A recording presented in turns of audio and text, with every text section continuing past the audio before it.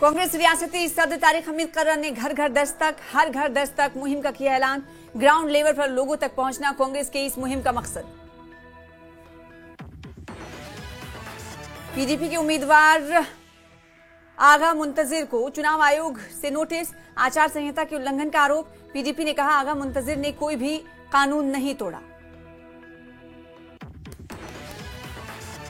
BJP विधायक विक्रम रंधावा ने CM Omar Abdullah सरकार को पूरी तरह से बताया नाकाम। न्यूज 18 जेके लिस्ट से बातचीत में कहा उमर अब्दुल्ला सरकार जम्मू के हितों के खिलाफ कर रही है काम।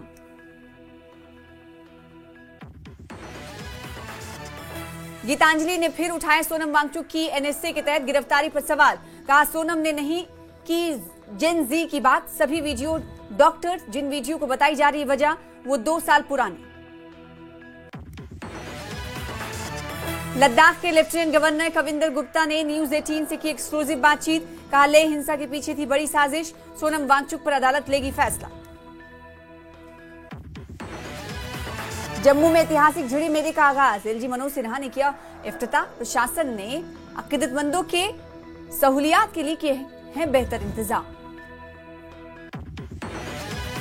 अंतर्राष्ट्रीय वन्य जीव और वनस्पतियों के संरक्षण केंद्र के तौर पर CITES ने भी दी वनतारा को मान्यता। कुशल प्रबंधन और व्यवस्थाओं के लिए वनतारा की तारीफ।